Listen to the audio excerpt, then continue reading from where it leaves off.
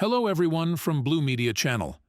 Today, we will closely get to know the Turkish ruler Nuradin Zengi, who is remembered as the secret conqueror of Jerusalem and was an idol and mentor to Saladin.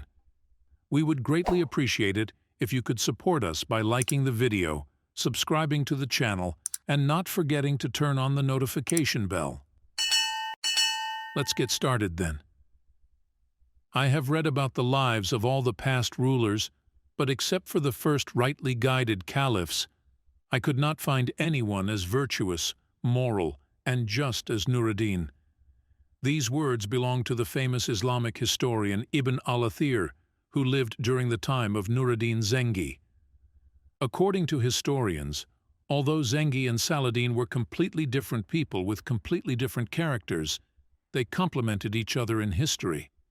While it was Nuradin Zengi who transformed the Muslim world into a power that could defeat the Crusaders, it was Saladin who inherited his legacy to reap the fruits of the victory.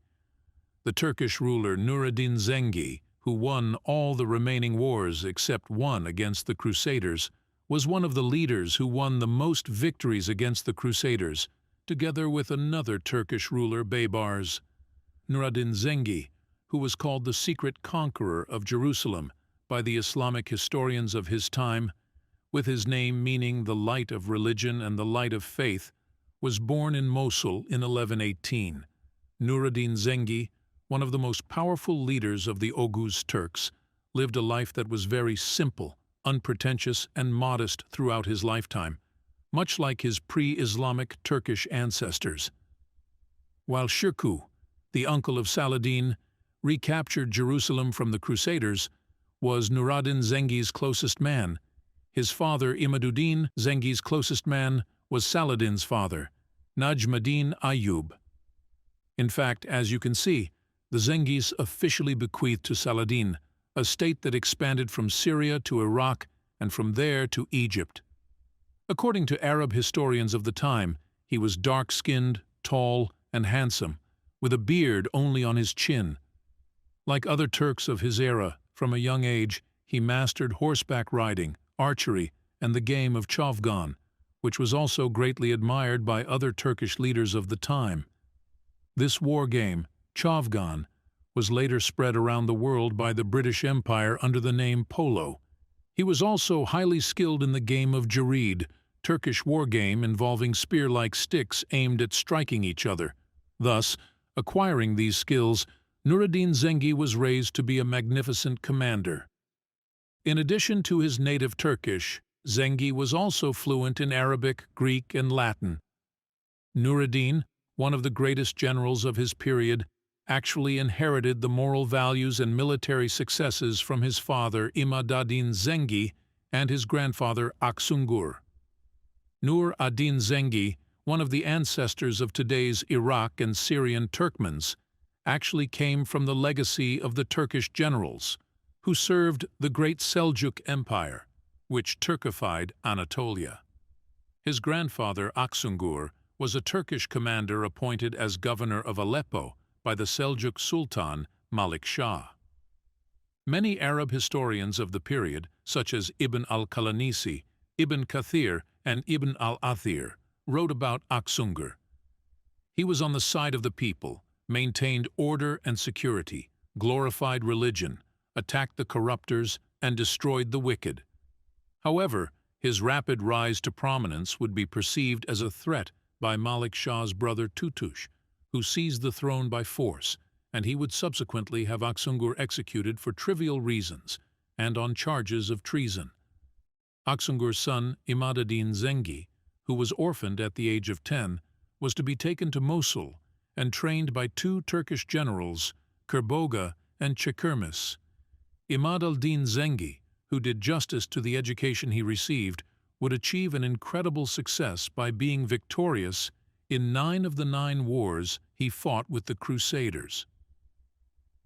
Just as Alp Arslan destroyed the Eastern Roman army with the victory of Manzikert and caused the First Crusades, Imad-ad-Din Zengi's recapture of Urfa from the Crusaders also caused the Second Crusade. In other words, the Turks were responsible for the Crusaders' arrival in the Middle East and their eventual flight. Nur-ad-Din Zengi, who was a descendant of such successful ancestors, would not be inferior to them and would become a worse nightmare for the Crusaders. After the assassination of his father, Imad-ad-Din Zengi, Nur-ad-Din Zengi, as the second eldest son of his father, took Aleppo as his rightful inheritance, in accordance with the Turkish tradition of dividing his lands among his sons. His elder brother Saifuddin Ghazi bought Mosul. His brother Qutb-ad-Din Maudud took the emirate of Homs. Nur-ad-Din had great respect for his brother Saifuddin and got along very well with him, acted together and cooperated with him until his death. However, the same could not be said for his relationship with his brother. As soon as Nur-ad-Din took power, just like every Turkish leader who achieved success before him, he turned his direction to the Crusaders, that is, to the west, and as soon as he started his reign, he made his first attack on the Crusader Principality of Antioch. Zengi, who captured several Crusader castles in northern Syria, also defeated Joscelin II's attempts to take back Urfa, which was conquered by his father in 1144. The Crusader state established in Urfa had a great symbolic importance for the Crusaders, as it was the first state established in the region. In 1146, the Crusaders once again came against the Turks, this time in greater numbers. Zengi, who was a clever commander, deliberately allowed the Crusaders to take the city. But despite this, the Crusaders did not succeed in taking the city's castle from the Turks. However, when Zengi marched on Urfa with a large force, the Crusaders feared being caught between the Turks in the castle and the besiegers outside, and began to flee the city. Thus, when the Crusaders ventured out, Zengi's troops captured them, and the French leader of the Crusaders, Baudouin, was slain on the spot. Thousands of Crusader knights were also killed in open battle. Nur-ad-Din Zengi, who was aware of the Armenians who constantly rebelled against the Turks and openly cooperated with the Crusaders after Imad-ad-Din Zengi's capture of Urfa, began to deliberately monitor how far the Armenians would go in subversion. What Zengi witnessed during this process was that the Armenians went so far as to attempt to let the Crusader warriors into the city by throwing ropes from the walls at night. As soon as the French Crusaders entered the city, they plundered the shops and houses of both the Muslim population and the Christians who did not support the Crusaders and did not betray the Turks. Most of the Muslim population was massacred, and those who narrowly escaped death had to flee to Haran to save their lives. Since the Armenians had always sided with the strong throughout the ages and had helped the Crusaders in their attempt to occupy Urfa in 1146, Zengi once again took action to punish the Armenians, slaughtering all the Armenian men in Urfa who could wield a sword and selling their women and children into slavery. According to Christian historians of the period, 30,000 Armenian and Crusader soldiers were massacred, and nearly 16,000 women and children were sold into slavery. Zengi also had the walls of the castle completely demolished, which the Crusaders, who were afraid of a pitched battle against the Turks, tried to build to hide inside, but could not complete. Consequently, Urfa became a Turkish Islamic city under Nur-ad-Din Zengi. The Armenians who managed to escape went to Diyarbakir and Mardin and settled there. While the Turks were clearly trying to draw the Crusaders into a pitched battle, the Crusaders, on the contrary, were trying to keep the war in defense of the castle. Upon the recapture of Urfa by the Muslims, who had been accustomed to humiliation and defeat at the hands of the Crusaders, rejoiced wildly. This was best reflected by Muslim, Arab, and Persian historians. The Arab historian Ibn Munir would praise Nur-ad-Din Zengi, the Turkish ruler who conquered Urfa, with these words, "Such a ruler that if he conquered a place and humbled it, he would also honor it by protecting it." Urfa, on the brink of collapse, was illuminated by his courage. "You pounced on it with such a roar that you removed the yoke of servitude from its neck." This is just the beginning of his conquests. The conquest of Damascus and Iraq is not far off. This is the path followed by his father, who crushed the Byzantine dog. In defending the faith, you have performed such a jihad that you neither held back in running nor in spending. The Muslim Persian historian Imad ad-Din al-Isfahani would also praise Nur ad-Din Zengi with this poem. O Nur ad-Din Zengi, you have reached the highest desired position and achieved the ultimate desire. Nur ad-Din also tried to make alliances with other Oghuz Turkic states in order to strengthen the Muslim front against the Crusaders. In 1147, he signed a bilateral treaty with Mu'in Unur, the Turkish governor of Damascus, and married his daughter Ismetin Hatun. Mu'in, even though he was his son-in-law, did not want Zengi to grow stronger and even kept his relations with the Crusaders warm. Meanwhile, Zengi was busy capturing the Crusader fortresses of Arta, Kafar-Latha, Basarfut, and Bara from the Crusader Principality of Antioch. Nur ad-Din Zengi's achievements in 1148 spurred the two most powerful Christian kingdoms of Europe, led by King Louis VII of France and King Conrad III of Germany, into action. A large Crusader army of about 70,000, led by these two kings, set out towards Syria. However, they suffered a significant blow and a drastic reduction in their numbers due to the severe attacks of the Turkmen warriors in Anatolia. The Crusaders, weakened by their losses to the Turks in Anatolia, found it impossible to achieve their main objective of rescuing Edessa. King Louis VII of France had already abandoned his troops and sought refuge in the Crusader Principality of Antioch by traveling more safely by sea.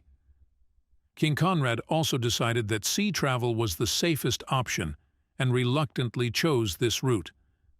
Nur ad-Din Zengi's successes led the two most powerful Christian kingdoms of Europe, led by King Louis VII of France and King Conrad III of Germany, to Syria in 1148 at the head of fresh Crusader armies.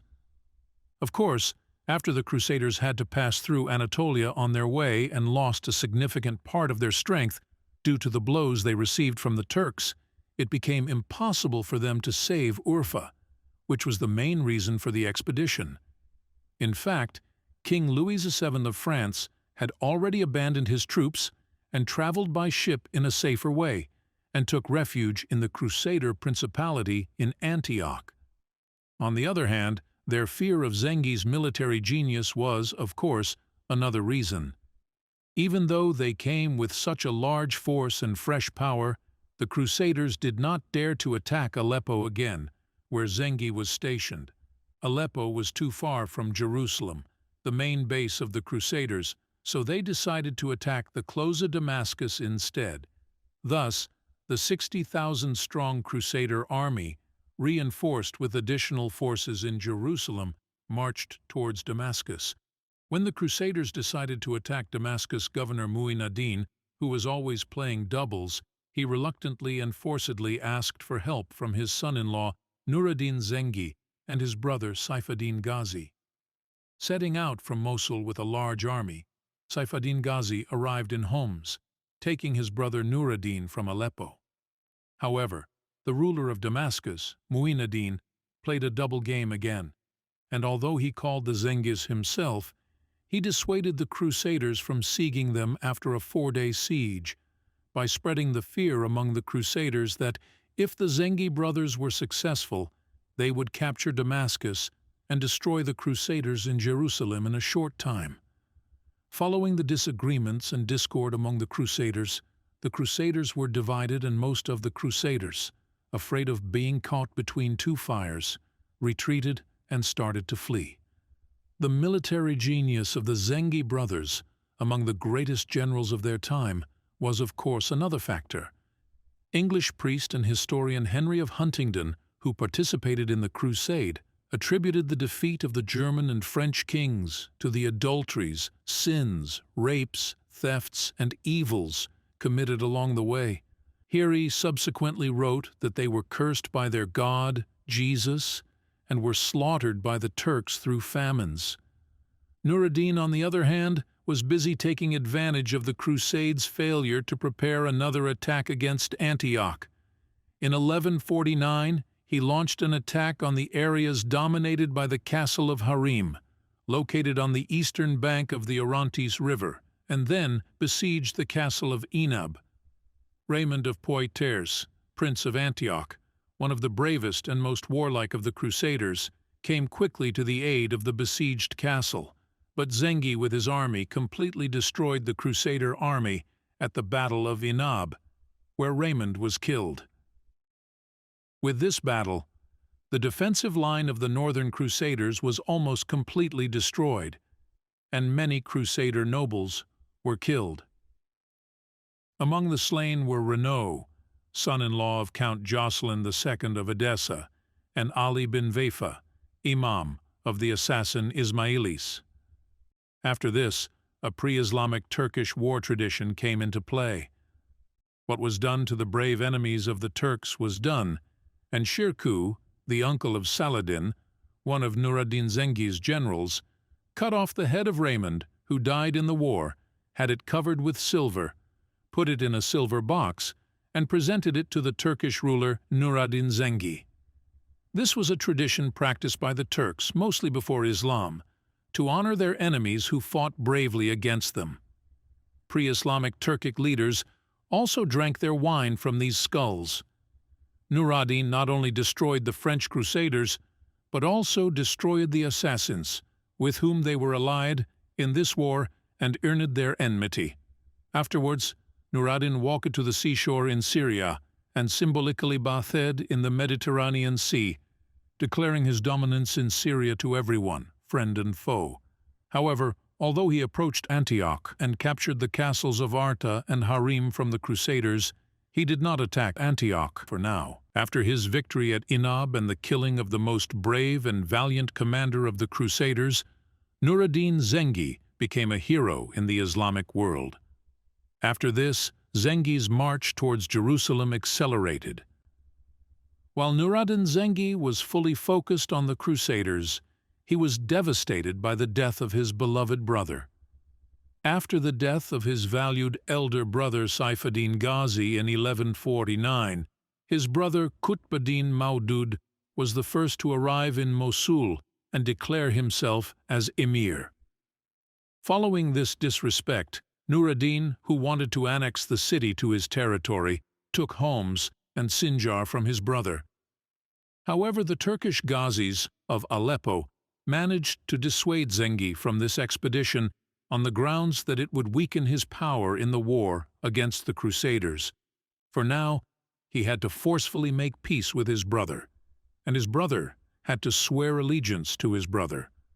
After a while, Nur ad-Din Zengi managed to overthrow the weak Turkish rulers of Damascus and take over the government in Damascus, and he began to get closer to the idea of gathering the Turks and Muslims, which he had always dreamed of, as a single force under one flag, that is, his own flag, and fighting the Crusaders.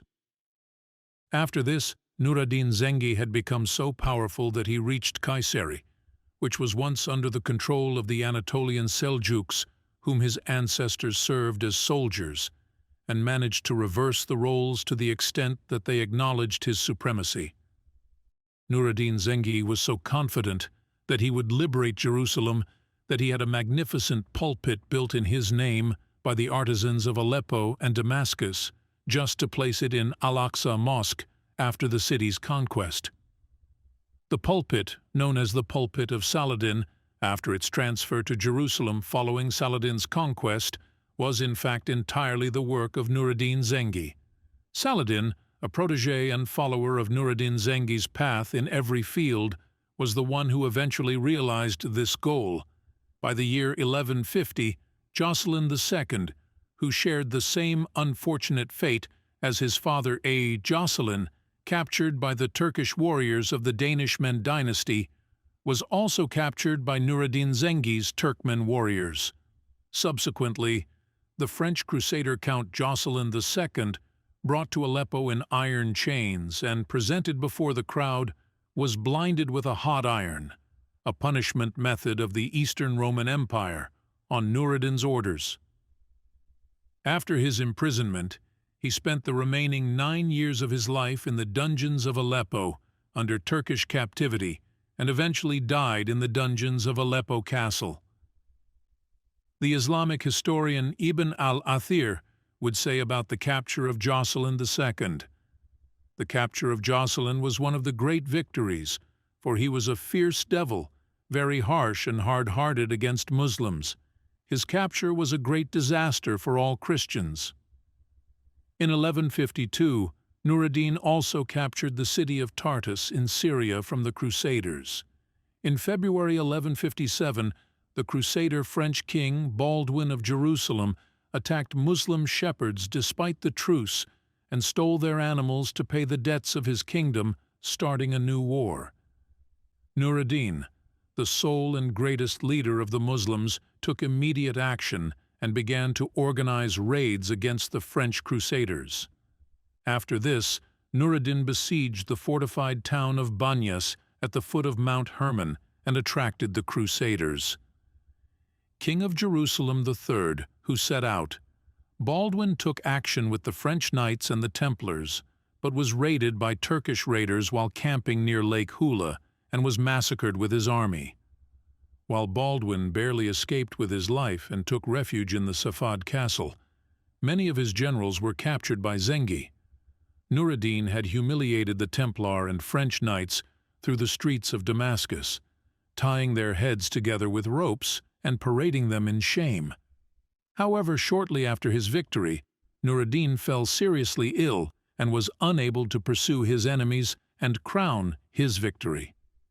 After that, Raynald of Châtillon, one of the fiercest and most aggressive of the crusading French, and a leading character in the movie Kingdom of Heaven, who was also the ruler of the Principality of Antioch, entered the scene.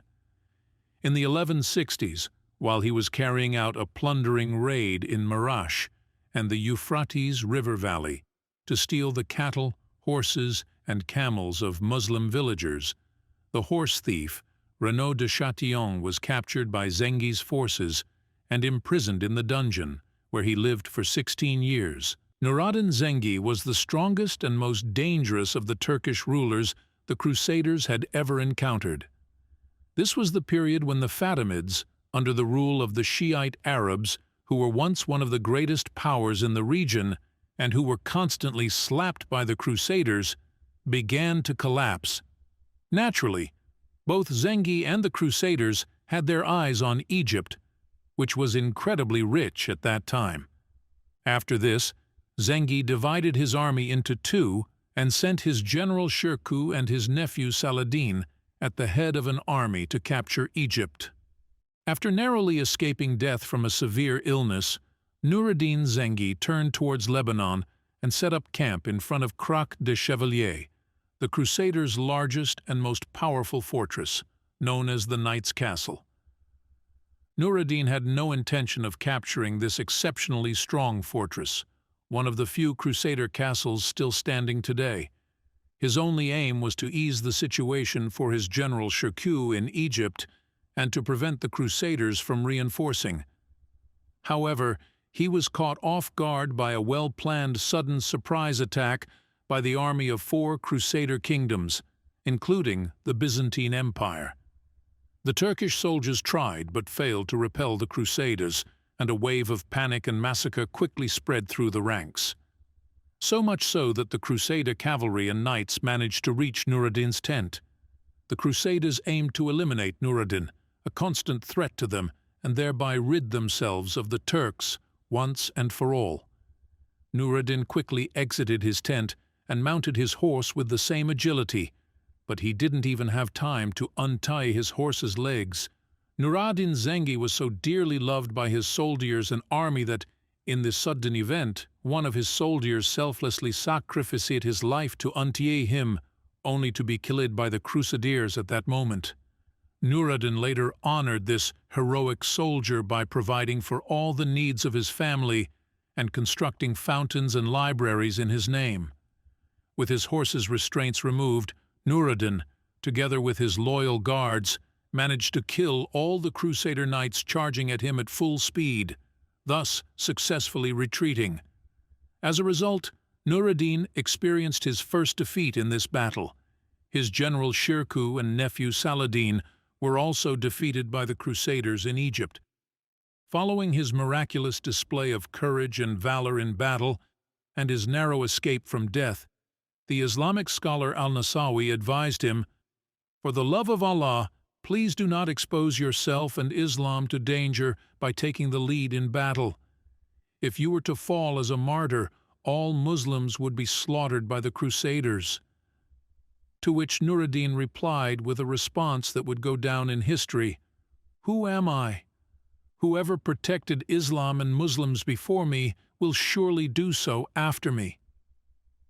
Consequently, just a year later, Nur-ad-Din once again led his main army against the Crusaders. This time, Nur-ad-Din Zengi alone challenged 4 Crusader kingdoms, including the Byzantine Empire and the Armenian kingdom. He successfully ambushed the Crusaders with a devastating Turkish war tactic known as the wolf strategy, catching them completely off guard. According to this famous tactic, Zengi initially pretended to launch an attack, pretended to escape from the battlefield with a fake retreat, and gradually destroyed all of the Crusaders by trapping them in a circle with the crescent tactic.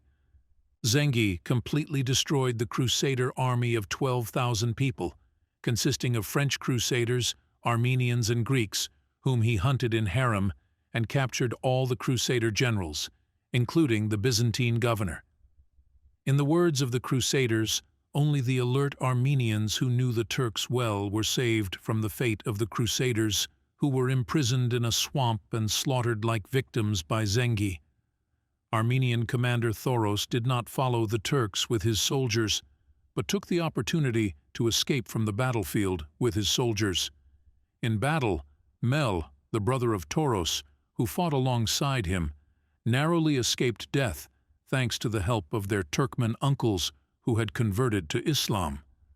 Afterwards, Mel secretly embraced Islam and attempted to kill his brother Thoros. Failing to do so, he fled with his entourage and sought refuge with Nur-ad-Din Zengi, declaring his conversion to Islam. With Nur-ad-Din's help, this man, who assumed power after his brother's death, became one of the rare Muslim Armenian rulers in Armenian history.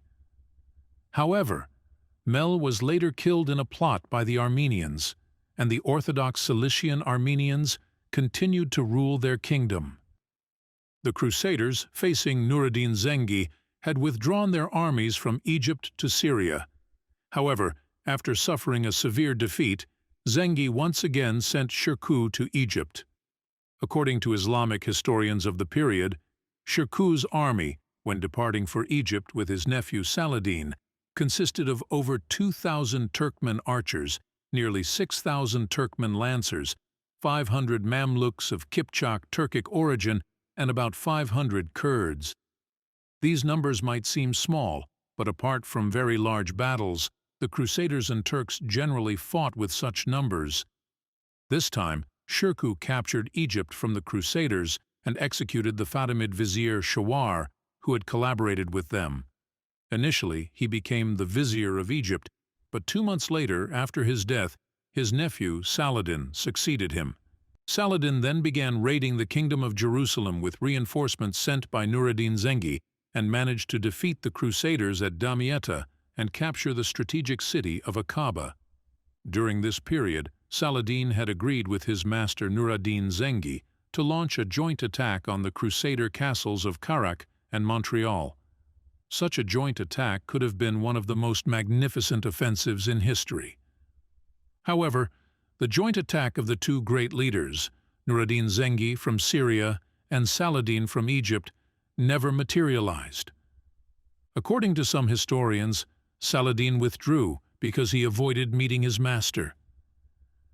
Others say Saladin withdrew from the campaign to thwart conspiracies against his power in Egypt by the Crusaders, Fatimids, and assassins, leaving Nur-ad-Din Zengi to continue alone.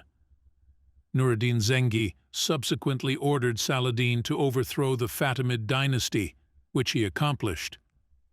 Saladin not only overthrew the Fatimids, but also imprisoned all the heirs of the last Fatimid sultan, preventing them from having children and letting the Fatimid lineage wither away in dungeons, rather than executing them as would normally be expected.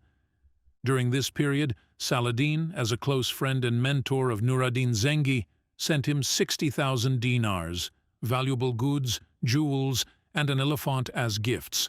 While personally transporting these goods to Damascus, Saladin also plundered the rural areas controlled by the Crusaders but refrained from attacking their desert fortresses. Instead, he did something more interesting. He fought and defeated the Muslim Bedouin Arabs who guided and collaborated with the Crusader Franks, driving them out of the region. The Crusaders withdrew their army from Egypt to Syria to meet Nur ad-Din Zengi once again. However, with the heavy defeat they received, Zengi once again sent Shirkuh to Egypt, and this time Shirkuh captured Egypt from the Crusaders and executed the Fatimid vizier Shawar, who cooperated with them.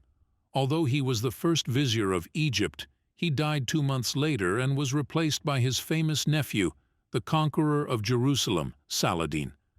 However, when Nur ad-Din Zengi died at the age of 56 due to his illness, his 11-year-old son remained as his heir, so Saladin declared himself as his protector and seized the throne. With this move, Saladin Ayyubi took over the sultanate built by the Zengis. With the death of Nur ad-Din Zengi, thus the Zengi Sultanate turned into the Ayyubid Sultanate. After the last ruler of the Ayyubids, Muazzam Turan Shah, was killed by the Kuman Kipchak Turks, the Ayyubid Sultanate turned into the Mamluk Sultanate. According to William of Tyre, an English priest and historian who participated in the Crusades, Zengi was a just ruler, brave, wise, and pious man, although he did a lot of harm to Christians and Crusaders. Except for the Armenians of Urfa who betrayed him, he never touched the local Christian population and allowed them to live comfortably and worship freely in his state. Although some historians claim that relations between Saladin and Nur ad-Din Zengi were tense from the time Saladin seized power in Egypt in 1170 until Nur ad-Din Zengi's death in 1174, no war ever occurred between them.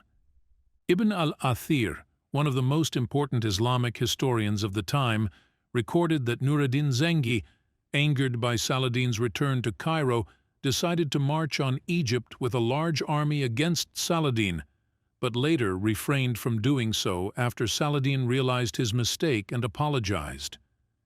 It is unknown whether such a war would have occurred and which side would have emerged victorious. However, it is clear that the sole beneficiaries of such a conflict would have been the Crusaders. By divine decree, Nur ad-Din Zengi passed away at the age of 56, and ultimately his legacy was inherited by the 37-year-old Saladin. As we said, although Zengi and Saladin were completely different people with completely different characters, they complemented each other in history. While it was Nur ad-Din Zengi who transformed the Muslim world into a power that could defeat the Crusaders, it was Saladin who inherited his legacy to reap the fruits of the victory. The Persian Muslim poet Imad ad-Din al-Isfahani penned a deeply moving poem upon the death of Nur ad-Din Zengi. I am astonished at death, which came in the guise of an angel to Sultan Nur ad-Din. How can the wheel of fortune stop in the midst of the world? Since the loss of Nur ad-Din's light, the religion is in darkness, and time mourns the loss of its leader. O Muslims, mourn the protector of Damascus and its people to its farthest borders. Who now will assist Islam, its pillar and backbone weakened in battles? Who will capture the Franks and their kings, reform the rebellious captives? Who will lead the country and its army to victory? Who now will fulfill the command of jihad? Who will lead the vanguard in early battles to pioneering conquests?